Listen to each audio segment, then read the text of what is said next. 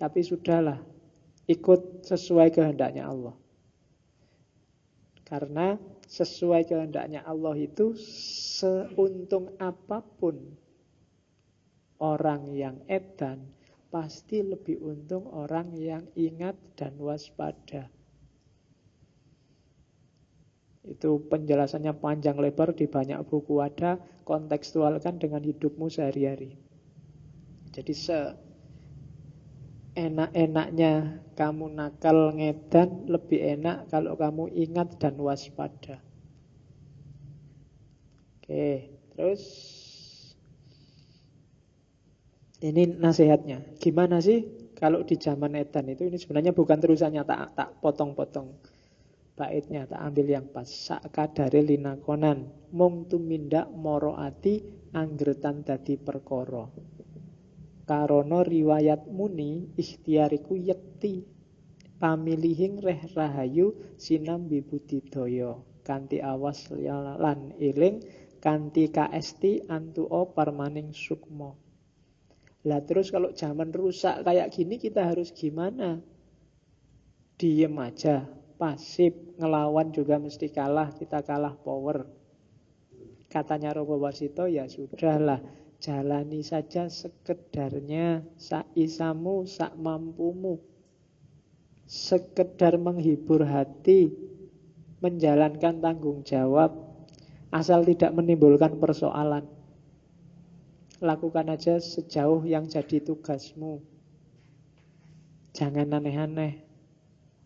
Karena ada riwayat mengatakan ikhtiar itu wajib. Jangan diem aja, kamu juga harus kerja. Yang PNS, yang mahasiswa, apalagi mahasiswa negeri, kalau dipikir-pikir kan mahasiswa negeri itu disubsidi oleh pemerintah. Subsidi pemerintah itu dari pajaknya rakyat sengsara, dan itu sudah mungkin dikorupsi di mana-mana, dipotong, disunati di mana-mana. Kita ada dalam sistem yang rusak inilah. Terus piye? Apa ndak kuliah aja? Apa ndak usah kerja aja? Susah aku ndak boleh jadi dosen aja misalnya. Terus mau ngapain? Katanya Ronggo Warsito, ya sudahlah, jalani aja kewajibanmu apa adanya, asal jangan bikin yang aneh-aneh yang nambah persoalan. Ikhtiar itu wajib, namun juga harus milih jalan yang baik. Kamu juga jangan ikut ngedan dan ikut rusak. Sambil berupaya, tapi juga harus awas dan waspada. Jangan sampai ikut tenggelam dalam arus keedanan tadi. Kuncinya di situ. Jangan pasif, tapi juga jangan ikut edan. Lakukan tugasmu. Mahasiswa tugasnya belajar, ya belajar yang baik. Yang dosen ngajar sesuai kapasitasnya. Jangan ikut-ikutan edan. Sehingga akhirnya kita bisa dapat berkah dari Allah. Itu serat Kolotido. Ini sama, serat Sabdo Jati isinya mirip. Zaman rusak. Jadi bagi yang bijaksana sangat gelisah dalam hidupnya. Kalau dia meniru, hidupnya menderita. Kalau tidak meniru, hidupnya menderita. Kalau meniru, hidupnya akan hina. Hitungan saya 4 apa 5 seratnya Ronggo Warsito itu mengeluhkan zamannya. Karena dia ngalami ketika mulai Pakubuwono kerjasama dengan Belanda dan rakyat yang sengsara. Dan mungkin karena gayanya ini nanti dia termasuk yang diincar oleh Belanda. Oke. Ada solusi lagi dari Ronggo Warsito. Kapan sih zaman ini selesai? Waluyone benjing yang wis ana wiku. Memuji ngesti sawiji sabuk lebu lir majnun. Galibetan tudang tuding anacahaken sakehing wong. Selesainya zaman itu besok kalau muncul wiku yang memuji ngesti sawiji, bersabuk debu seperti orang gila, hilir mudik menunjuk sana sini, menghitung banyak orang. Ini isyarat. Zaman rusak ini akan selesai kalau ada wiku. Wiku itu di Indonesia kadang diterjemahkan pendeta, tapi sebenarnya maksudnya biksu. Biksu itu secara letterlek artinya orang yang sudah tidak terikat lagi sama dunia. Biksu itu kan pakaiannya aja kuning-kuning, dia tidak pernah memperhatikan bajunya ganti merek apa, fashion show apa, enggak. Dia bajunya kayak gitu terus.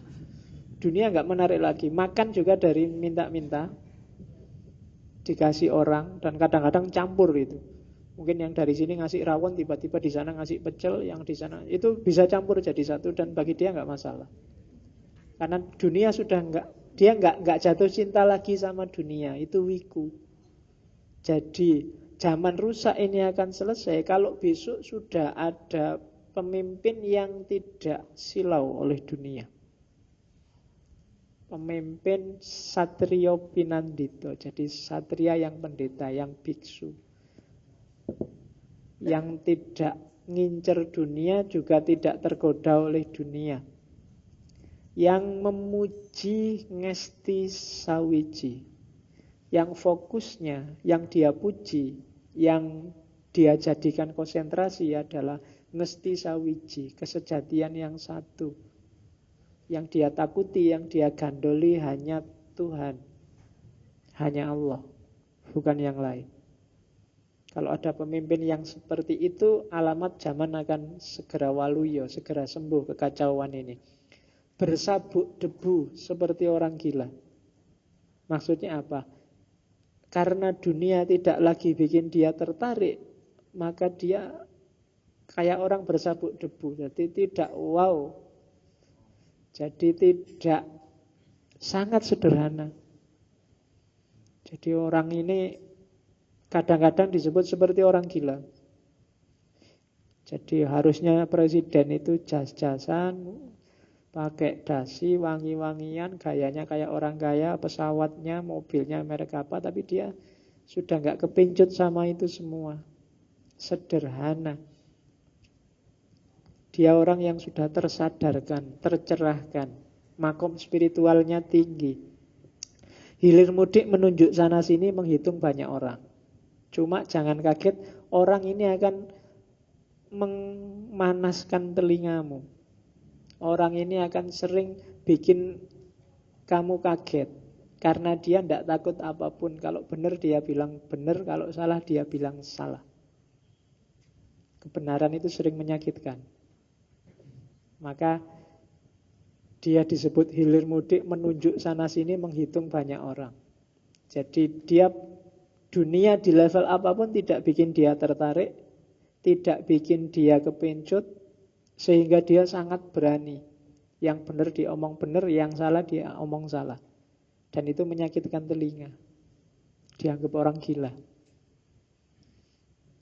Jadi katanya Ronggo Warsito, besok kalau ada wiku memuji ngesti sawiji, sabuk lebu lir majnun, gali bedan tudang tuding, anacahaken sakehing wong, maka berharaplah zaman akan segera cerah lagi.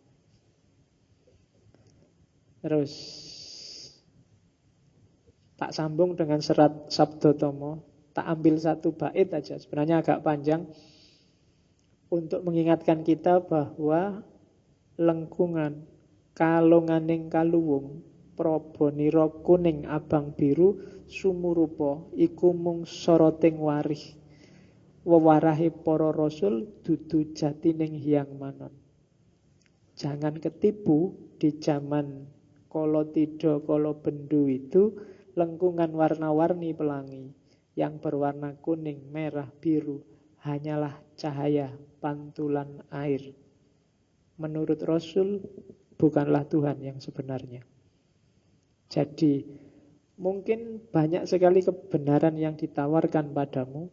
Ada yang warnanya biru, warnanya kuning, warnanya merah. Jangan berhenti di situ, karena itu hanya pantulannya. Carilah air yang sejati. Jangan gampang ketipu oleh tampilan, oleh pencitraan, oleh gaya, oleh fashion. Karena itu hanya pantulannya saja. Carilah kesejatian. Itu serat Sabdotomo. Dan sebagaimana katanya Rasul, semua yang palsu itu bukan Tuhan yang sebenarnya. Tuhan yang sebenarnya ada dalam kesejatian. Itu serat Sabdotomo. Joko Lodang. Saya tidak tahu, istilahnya khas ya. Kenapa Ronggo Warsito pakai istilah Joko Lodang? Karena manusia yang tercerahkan, manusia yang mengalami puncak pengalaman mistik itu adalah seorang yang Joko dan Lodang. Joko itu kan berarti masih ting-ting, masih murni, masih jernih, dan Lodang, dia santai. Tidak kesusu-susu, nggak dipepet-pepet oleh dunia, longgar dia. Cirinya orang yang belum selesai itu dia marah-marah terus, kesusu-susu terus, bingung terus. Tapi kalau sudah Joko Lodang, kamu jernih dan santai, itu berarti kamu sudah selesai dengan dirimu sendiri. Jadi di sairnya Joko Lodang gumandul, praptaning ngetengkrang sruwuwus, eling-eling pasti karsaning hyang wiji, gunung mendak jurang merenjul, ingusir projo prangkasor. Jadi Joko Lodang datang berayun di antara pohon-pohon. Jadi karena dia sudah santai, ya nongkrong di atas pohon, tidak masalah, ngerokok-ngerokok, ngopi-ngopi, santai, dia sudah selesai, sudah tercerahkan. Kemudian duduk tanpa sopan. Dia tidak terikat lagi oleh tradisi, tata adat yang tidak hakiki. Maka digambarkan duduk, tidak usah mikir kesopanan, dan berkata dengan keras. Dia mengingatkan orang-orang. Ingat-ingatlah, sudah jadi kehendak Tuhan, besok gunung-gunung tinggi akan merendah, jurang yang curam akan muncul. Kalau bahasa Jawa ini namanya wolak-waliing zaman. Zaman akan kebalik-balik. Gunung yang harusnya muncul, dia malah ambles. Jurang yang harusnya di bawah, dia malah muncul. Yang benar jadi salah, yang salah kelihatan benar. Diingat-ingat besok ini. Dan yang kalah perang akan terusir. Jadi bukan yang salah akan terusir, bukan yang keliru akan terusir, tapi yang kalah perang. Besok akan ada kondisi semacam ini, zaman kebolak-balik. Dan yang mengabarkan ini Joko Lodang. Yang sadar kondisi ini adalah orang yang sudah tercerahkan, orang yang sudah selesai dengan dirinya sendiri dan dengan hidupnya. Tak loncati beberapa bait. Terus ada lagi yang gelisah siapa? Mbok perawan songgowang, duh kiteng kolbu. Kenapa pakai istilah mbok perawan? Kenapa pakai istilah mbok dan kenapa pakai istilah perawan? Perawan sama kayak Joko tadi, ada kemurnian, ada kejernihan di situ. Kenapa mbok? Mbok itu kan semacam kakak atau ibu yang perempuan. Kenapa kakak dan ibu yang perempuan? Karena dalam mbok ada jiwa ngayomi, ada jiwa sayang, ada keibuan yang bisa mengasuh. Ketika Joko Lodang menceritakan besok zaman akan kebolak-balik, kacau dan rusak, yang gelisah pertama-tama adalah mbok perawan. Mereka yang punya kepedulian, punya jiwa momong terhadap lingkungan sekitarnya, yang perawan, yang pikirannya jernih, yang tidak ditunggangi oleh aliran mazhab apapun. Mbok perawan bersedih hati.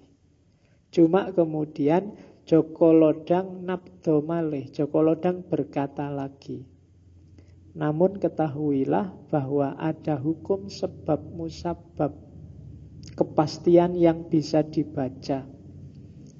Usahakanlah supaya segera terjadi. Jadi hidup ini ada sunnatullahnya. Siapa menabur, dia akan menanam. Solusinya biar wolak-wali ing zaman itu segera selesai, taburlah yang baik-baik sekarang. Ndak usah nunggu besok, ndak usah kesuwen diskusinya. Sekarang selesaikan itu, besok kita akan panen yang baik. Kalau kita nggak segera menanam sekarang, kita masih gegeran sendiri, saling caci antar kita sendiri sekarang, ndak akan ada panen besok. Maka sekaranglah, itu hukum sebab musabab. Hidup ada sebab akibatnya. Kalau kamu ndak rajin sekarang, pintermu ya tidak besok. Jadi kalau ingin besok pinter, sekarang rajinlah, tekunlah belajar, besok kamu akan pinter. Itu sebab akibat. Kalau ingin Indonesia ini beres segala urusannya besok, kita semua harus tirakat sekarang. Kalau kita menunda-nunda tirakat, semua nyari enaknya sendiri, senangnya sendiri, ya zaman kalau tido, wolak-wali ing zaman tidak akan selesai. Masih lama. Wiku ngesti sawijinya tidak akan muncul. Untuk jadi wiku kan harus ada tirakat. Dan tugas kita sebenarnya untuk tirakat itu tadi. Itu peringatannya Joko Lodang. Bait selanjutnya ini nanti yang sering ditafsirkan orang ramalan kemerdekaan Indonesia karena pas kalau pakai Condro Sengkolo itu tahun 1945. Jadi sangkalane masih nunggal zamanipun ning sakjroning madya akhir. Wiku sapta ngesti ratu. Adil parimarmeng dasih ing kono kersaning manun. Kapan era sebab akibat itu selesai, zamannya masih sama, jangan khawatir. Pada akhir pertengahan zaman, Wiku Sabto ngesti ratu, Wiku 7 Sabto 7 ngesti 8 ratu 1. Jadi tahun Jawa 1877. Itu kalau dikonversi tahun Saka 1887 itu sama dengan tahun 1945. Pas. Akan ada keadilan antara sesama manusia. Itu sudah menjadi kehendak Tuhan. Ini yang saya bilang dahsyatnya Ronggo Warsito. Nasihat ini bisa berlaku segala zaman. Tapi dia bisa menyisipkan salah satu fase yang menunjukkan bahwa yang dia omongkan benar. Yaitu 1945. Jadi itu yang tadi contohnya, contoh Condro Sengkolo. Di banyak puisinya, di banyak syairnya, seratnya nanti semacam ini. Terus ini nasihat untuk anak-anak muda. Serat Wedarogo. Sengaja tadi yang Hidayat Jati saya singkirkan ke belakang, harusnya di depan tapi agak berat. Nanti kita baca aja. Penjelasannya belakangan, tapi yang Wedarogo lebih penting. Ini Wedarogo itu nanti ada untuk orang-orang tua, ada yang untuk anak-anak muda. Saya ambil yang untuk anak-anak muda aja, karena yang di sini ngumpul teman-teman masih muda. Kecuali yang wajahnya agak tua. Kan ada kan masih muda wajah tua. Mangkene patrapipun wiwit anem amandeka laku ngengurangi pangan turu sakwatawis amekak hawa nepsu dasarono andap asor. Jadi laku kita kalau besok ingin mensukseskan sebab akibat yang baik tadi, katanya Ronggo Warsito, makanya yang tepat sejak muda saatnya untuk lelaku, mengurangi makan tidur sementara, menahan hawa nafsu dengan didasari sifat sopan santun. Nah ini yang berat. Jadi tirakat kita yang pertama, ayo laku, jangan boros makan, jangan boros tidur. Sementara tidak apa-apa, tirakat itu kan sementara. Kalau sudah buka puasa kan sudah boleh makan, sudah boleh tidur. Cuma jangan banyak-banyak, makan sekadarnya saja. Lapar ya makan, sebelum kenyang sudah berhenti. Itu mengurangi makan, bukan menghilangkan makan. Mengurangi tidur. Yo, untuk yang lebih bermanfaat. Jadi tidurnya dikurangi untuk belajar, tidurnya dikurangi untuk tahajud, untuk sholat malam, bukan untuk nonton sepak bola.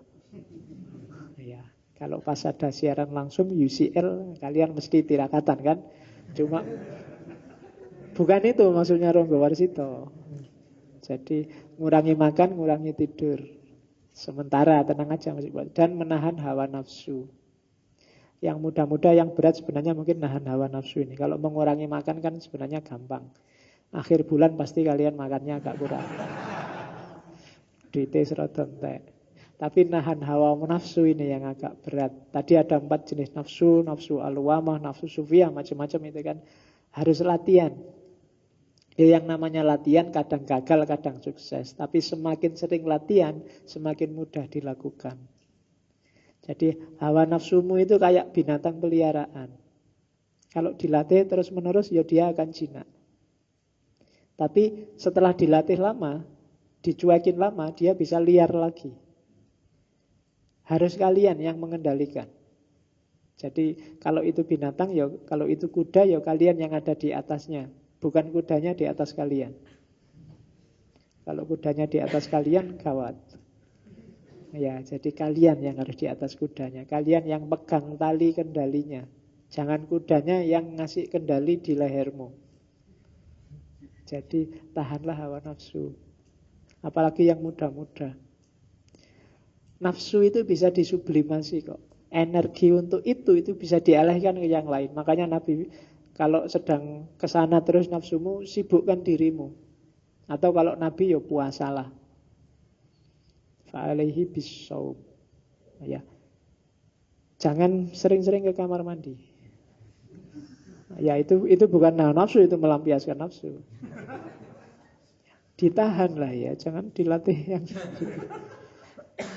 Terus sopan santun, andap asor. Ini yang anak muda kadang agak susah. Berat memang, apalagi anak sekarang kan dia, itu tradisi Pak, adat Pak.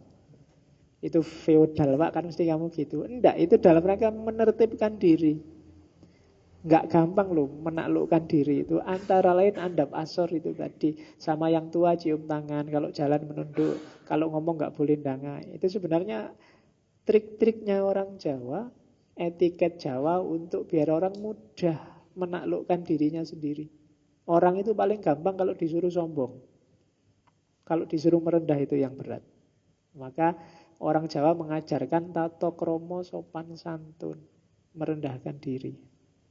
Terus, anak muda jangan sampai nganggur, katanya Ronggo Warsito, tinimbang lan angin nganggur, boyo becik ipil-ipil kaweruh, angger datan ewan panasaten sayekti, kawikyane wuwuh-wuwuh wekasan kasub kinaot. Daripada nganggur, lebih baik nyicil nyari ilmu. Asalkan tidak malu diberi nasihat sejati, hingga penuh ilmu, akhirnya nanti berguna.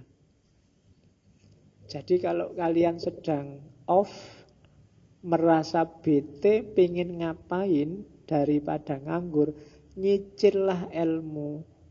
Di sekelilingmu semuanya pelajaran. Baik ada yang tertulis, ada yang tergelar. Terus tambah ilmumu. Jangan malu kalau diberi nasihat, baik oleh tulisan, oleh lingkungan, maupun oleh orang yang lebih pandai. Sampai kamu penuh, akhirnya nanti berguna, jangan khawatir. Jadi mumpung masih muda, nyicil, ipil-ipil kaweruh. Nah, besok kalau kalian punya kelompok diskusi, gak usah dikasih nama bagus-bagus, kasih nama ipil-ipil kaweruh. Tidak apa-apa, itu khas Jawa. Jadi kita bikin kelompok diskusi yang namanya ipil-ipil kaweruh. Nah, jadi nyicil-nyicil, ngupil-ngupil pengetahuan. Jadi dikit-dikit tidak apa-apa. Kalau banyak kamu geblak nanti. Sidik-sidik, nanti paham. Lama-lama ngumpul. Ilmu itu kan karakternya semacam itu. Kalau kalian nafsunya besar, pingin pinter, dadak, terus beli buku besar-besar, percayalah buku itu tidak kamu baca. Ya, wis tau. Paling kamu bolak-balik tok terus taruh. Terus tidur. Iya. Jadi baca kayak gini, akhirnya bukunya yang baca kamu tidur. Bukan kamu yang baca buku. Oke. Jadi Terus nasihatnya lagi oleh Rangga Warsita, lamun wis sarwa putus kapinteran sinempen ing pungkur dan seterusnya. Jika sudah memiliki kepandaian, simpanlah kepandaian itu, jangan sombong, jangan kemenyek. Kalau bahasa di tempat saya kemenyek. Kemenyek itu kemaki, melete. Ya, bahasa-bahasa itulah. Ya, jadi justru cirinya orang pinter itu ketika dia tidak pamer pengetahuannya. Semakin orang suka pamer itu semakin menunjukkan bahwa dia dangkal. Sama kayak kalau kamu baru belajar silat atau belajar taekwondo, belajar apa itu. Kalau baru belajar kan tiap hari mesti kamu pamer, melete kan mesti. Ada apa-apa dikit, tenang aja, tak belain. Ini mesti gitu. Oh ya ngerti-ngerti ya. Jangan deh, perlihatkan kebodohan. Semakin berat ilmunya, semakin menunduk kepalanya. Dan jangan salah, di samping rendah hati, gayamu yang menunduk tadi akan mempermudah dalam bertindak tanduk dan berhubungan dengan orang lain. Tidak ada orang yang senang bergaul sama orang sombong. Meskipun dia pinter. Kamu sendiri yang merasakan mungkin IP-mu 2 sementara temanmu IP-nya 4. Kalau kamu temanmu ini sudah IP-nya 4, gaya lagi. Yo, nggak apa-apa sih kan IP-nya 4 gaya nggak apa-apa. Cuma nggak enak kan kamu punya. Rasanya itu mending nggak usah deket-deket dia deh daripada dilecehkan terus. Dikit-dikit ngomong IP2, dikit-dikit ngomong IP2. Wah, nggak usah lah. Meskipun kenyataannya begitu. Ya kan, dikit-dikit nasihati, kamu itu mbok belajar. Nggak ingat po orang tuamu. Tiap hari nasihati gitu ya, kamu kan judek juga, bete juga. Ya nanti kamu balas, tenang aja, saya kan nyimpen ilmuku, nggak tak keluarin. Ya. Oke, jadi jangan sombong, disimpan aja. Kalau memang pada saatnya ya dikeluarin. Kalau ada orang butuh ya dikasih. Tidak masalah, cuma jangan sombong. Karena begitu kamu sombong, meskipun kamu memang pinter, orang akan lari darimu. Dan ilmumu akan kehilangan manfaatnya. Orang mungkin tidak percaya, mungkin yang diomongkan benar, tapi kalau sudah tidak suka kan nggak masuk. Oke. Sebab di dalam hidup banyak orang tak mau kelihatan bodoh. Maka selalu menunjukkan pengetahuannya sendiri agar dipuji sebagai orang unggul. Tak taunya akan terjerumus. Jadi hati-hati kalau kamu sombong, sombongmu itu akan nabrak kamu sendiri. Sebenarnya apapun perilaku tercela yang kamu lakukan, akhirnya akan nabrak kamu sendiri.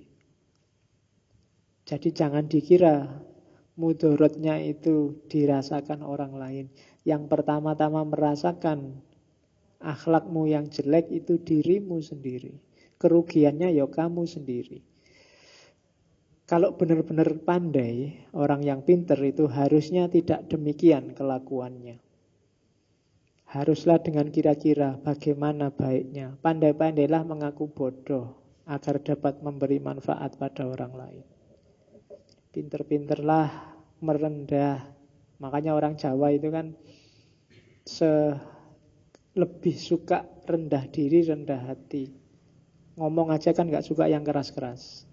Karena memang dasar teorinya untuk bisa harmoni dengan sesama itu kita harus agak merendah. Kalau semua orang muncul, semua orang menonjolkan dirinya, yang terjadi pasti konflik. Jadi merendahlah. Terus yang ini mohon maaf tak skip, tak loncati. Kalau ada waktu kita ulang lagi di sesi filsafat Jawa entah kapan. Serat Wirid Hidayat Jati. Jadi ini penjelasannya panjang-panjang. Saya masukkan sengaja biar kayak tadi diinget-inget aja. Penjelasannya besok. Jadi ini ada ananing zat, wadahing zat, kahananing zat, ada Baitul Makmur, Baitul Mukarram, Baitul Muqaddas. Itu teori ketuhanan yang luar biasa. Dari serat wirid Hidayat Jati. Nanti level selanjutnya ada penetapan iman dan akhirnya adalah syahadat. Oke. Sudah jam itu. Syair terakhir. Coba dilihat. Ini syair ketika Ronggo Warsito meramalkan kematian dirinya. Amung kurang 8 ari kang kadulu, serat Sabda Jati. Tamating pati patitis, wus katon ning lokil makbul. Angumpul ing madya ari, amerangi Sri Budapon. Terlihat hanya kurang 8 hari lagi datangnya kematian. Sudah tiba waktunya. Kembali menghadap Tuhan, berkumpul di tengah hari, tepatnya pada hari Rebu Pon. Dan pas, dan jangan kaget, Rebu ini adalah Rebu Pon. Ya, itu sudah diatur oleh Ronggo Warsito. Ya.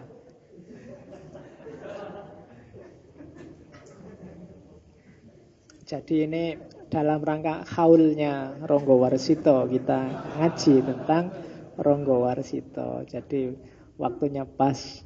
Ini enggak secara sengaja. Jangan khawatir, ada sebab musabab. Apa-apa ada timbal baliknya. Kalau kita niat semangat, pada saatnya akan ada banyak kebetulan-kebetulan yang menyenangkan. Termasuk Rebu Pon. Oke, sudah hampir jam 10. Kita tutup dengan doanya Ronggo Warsito ya. Itu yang tak sebut tadi Sandi Asmo. Coba dicek di kalimat terakhir. Borong anggo sakwarga Mesi Martoyo. Ya, Mesi Martoyo itu jiwa raga surga yang abadi. Ronggo Warsito. Itu namanya Sandi Asmo. Oke. Duh Gusti sageta sabar santoso mati sakjroning ngaurip kalis ing reh aruroho murka angkara sumingkir tarlen meleng molatsih sanitya sing tias mematuh badaring sapudenda antuk mayar sawetawis borong anggo sawarga Mesi Martoyo. Semoga kita dapat sabar dan sentosa, seolah-olah mati dalam hidup, lepas dari kerepotan, jauh dari keangkara murkaan. Biarkanlah kami hanya memohon karunia padamu, guna mendapat ampunan, diberi sekedar keringanan. Hamba serahkan jiwa dan raga hamba. Dan itulah puisi dari seratnya Ronggo Warsito. Hidup paling enak itu kalau bisa mati sakjroning urip. Definisinya apa? Lepas dari kerepotan duniawi karena kita tidak terikat lagi, tidak jatuh cinta lagi sama dunia dan jauh dari keangkara murkaan. Nggak ada orang usil pada orang mati, nggak ada orang begal orang mati, nggak ada orang nipu orang mati. Jadi hidup yang enak itu mati sakjroning urip. Gaya kita juga kayak orang mati. Orang mati itu kan tentrem, nggak repot-repot. Nggak capek-capek melekan, nggak capek-capek nyari uang, nggak capek, santai aja. Ada siaran langsung, listrik mati, ndak apa-apa. Ya kan? Itu mati sakjroning urip. Cirinya orang belum mati sakjroning urip itu masih kagetan, gupuhan, bingungan. Berarti dia masih belum tentram. Dan itu yang nanti banyak diteorikan oleh para sufi. Meskipun Ronggo Warsito mengolahnya sendiri khas Jawa. Oke, saya kira itu Ronggo Warsito. Bagi saya ini hanya ngincipi. Ngincipi itu mencicip dikit-dikit. Sebenarnya masih sangat banyak, sangat panjang, sangat dalam. Untuk semua tokoh pujangga kemarin, semuanya sebenarnya masih incip-incip. Kalau satu-satu teorinya dibahas, mungkin satu orang bisa 5-6 sesi. Inayat Han, Khalil Gibran, Goethe, Ronggo Warsito, itu satu orang bisa 5-6 sesi, bisa satu mata kuliah. Ya, cuma ya keterbatasan waktu dan mood, maka kita hanya bisa incip-incip. Yo kapan-kapan, kayak tadi kan sebenarnya kita loncat banyak di serat wirid Hidayat Jati. Puncaknya sebenarnya ada di situ. Itu yang dianggap ensiklopedi Islam kebatinan Jawa. Ya silahkan dibaca sendiri, beberapa penelitian juga sudah ada yang ke situ. Oke, alhamdulillah. Minggu depan kita ganti sesi, biar nggak capek baca puisi terus. Kita minggu depan ganti tema, kita jalan-jalan ke barat, cuma ketemu cewek barat. Ya, kita akan bahas para filosof perempuan. Ya, ya hitungan saya 1 bulan lah ya kita bareng cewek barat. 4 kali Hannah Arendt, kemudian Simone de Beauvoir, kemudian Ayn Rand, dan Julia Kristeva. Ya, kita lihat sedahsyat apa cewek-cewek bule dari barat, pikiran-pikirannya. Oke, saya kira itu. Wallahul muwafiq wal afu minkum. Wallahu a'lam bissawab. Wassalamualaikum warahmatullahi wabarakatuh.